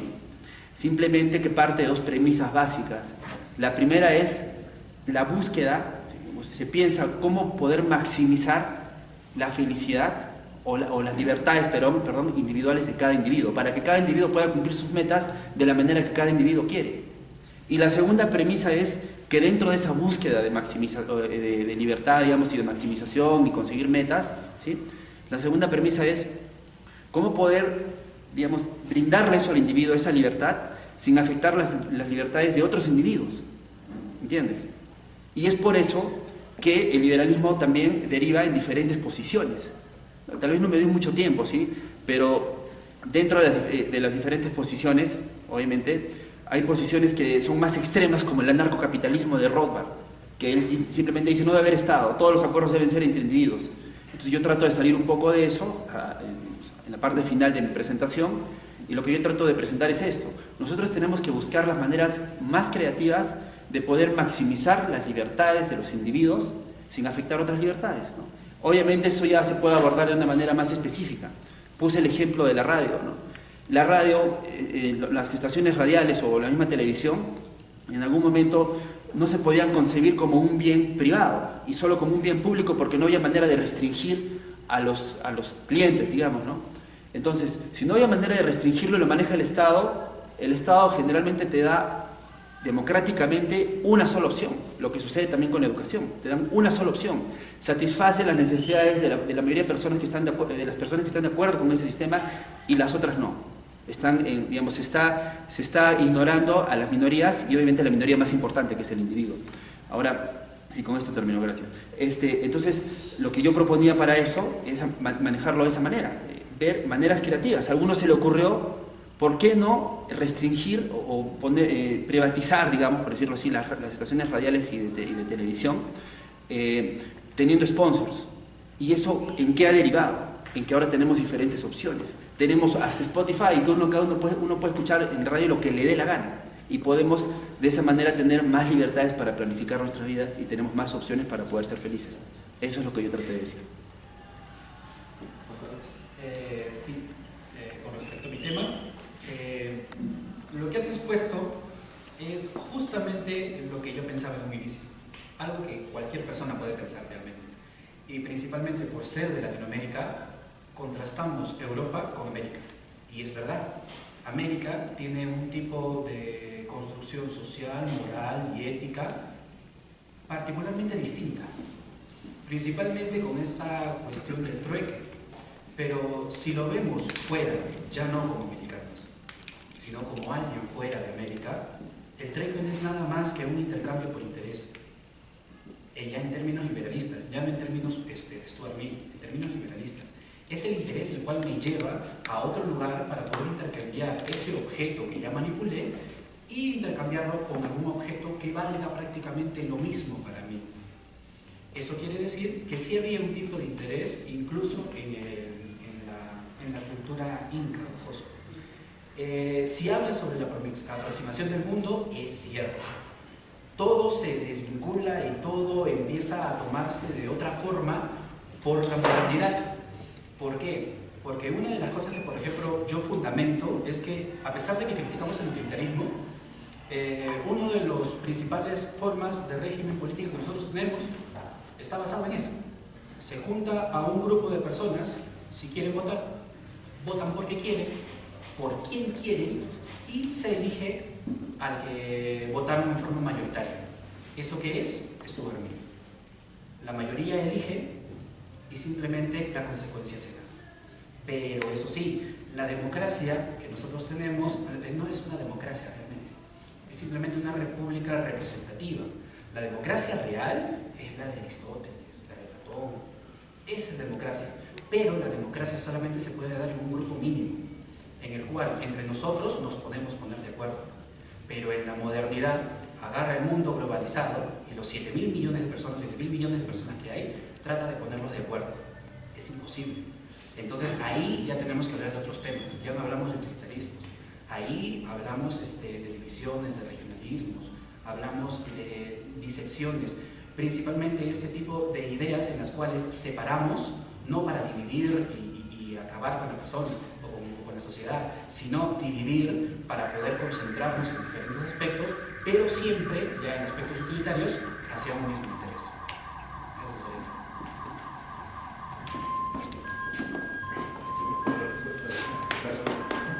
¿Alguien más que quiera hacer alguna pregunta antes de finalizar el evento?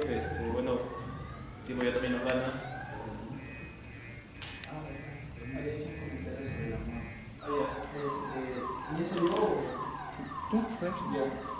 Una consulta, mami. ¿Tú entiendes monogamia por familia nuclear, o sea, hombre-mujer? ¿Eso entiendes por monogamia? No, lo que entiendo por monogamia, más allá de esta fundamentación clásica acerca de que la familia, la unidad, de la sociedad, es decir, la estructura, ¿no? De la imagen del padre y la madre, ¿no? Y todas las instituciones que respaldan eso. A eso me refiero cuando hablo de monogamia. Sí, porque cuando me dijiste de que la monogamia como una manera de contraponer a las relaciones homosexuales, sea de parejas lesbianas, las transgénero, la comunidad LGTB, pero bueno, primero para aclarar, porque a veces inclusive se puede malentender por el hecho de defenderlos a veces. Yo soy heterosexual, o sea, yo sí creo que tengo pareja mujer, sino que yo, por ejemplo, lo que sí creo es que seas homosexual, seas heterosexual, la orientación sexual que tengas, pues cualquiera puede amar o puede estar en una relación. Lo que yo decía por monogamia y poligamia es que monogamia es simplemente la relación entre dos individuos, o sea, una sola pareja. Eso es lo que yo definía como monogamia. Mientras que la poligamia, por el contrario, es una relación de más de una pareja, y eso sucede.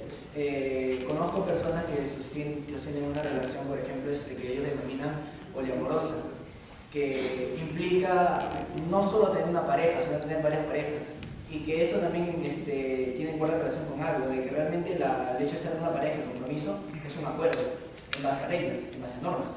Eso es algo que me ha tocado, pero de verdad. Entonces es una relación, pero hay acuerdos, siempre. Entonces, en estas relaciones que son poligamias, hay acuerdos entre ellos, acuerdos por los cuales tiene más de una pareja. Por ejemplo, acuerdos por los cuales se puede hacer esto con la pareja principal y otros por los cuales no puede hacer con las parejas secundarias. O por ejemplo, el hecho de la confianza que también se da en estos tipos de relaciones. Y, por ejemplo, el hecho de la concepción de monogamia es traída por la religión, sobre todo por el cristianismo. Porque es el cristianismo mediante el Génesis donde explica que los primeros seres humanos, Adán y Eva, pues implica que solo existe una pareja, monogamia. Mientras por el contrario las culturas egipcias, inclusive la cultura griega, te hablaba de poligamia más no de monogamia. Entonces, desde la antigüedad existe la poligamia, inclusive existe la homosexualidad desde la antigüedad, pero es en este caso, y sobre todo el cristianismo, quienes han fundado esa concepción de odio, no de odio en algunos casos, simplemente de recelo, exacto, hacia la monogamia y hacia la homosexualidad.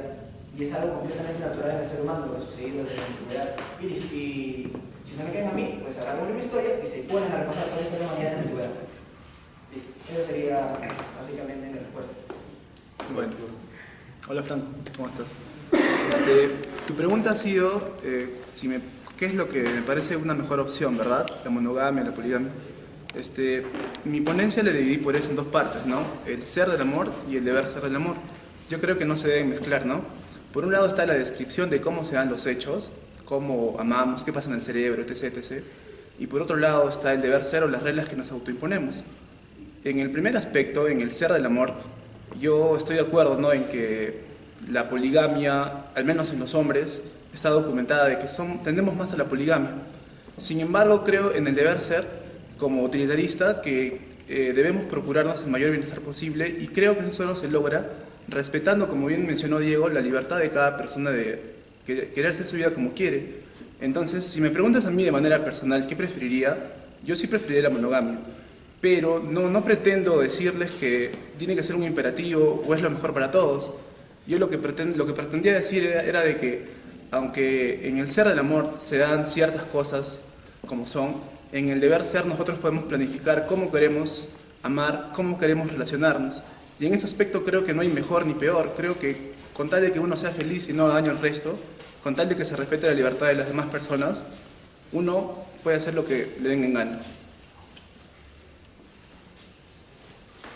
Bueno, entonces creo que ya, volviendo a repetir el tema del tiempo, creo que estaríamos finalizando ya el evento, no sin antes agradecerles de parte del Círculo de Estudios Sin Ataduras, de parte del Círculo de Opúsculos, de parte del Círculo de Estudios Humano Demasiado Humano y también de parte del Centro de Estudiantes de la Universidad Federico Villarreal de la Escuela de Filosofía, ¿no?, aquí presente.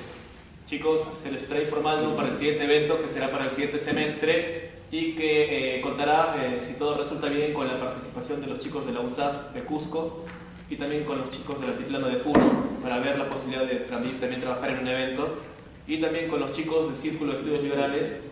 También se está coordinando para ver próximos eventos. Y nada, pues muchas gracias chicos, hasta la próxima.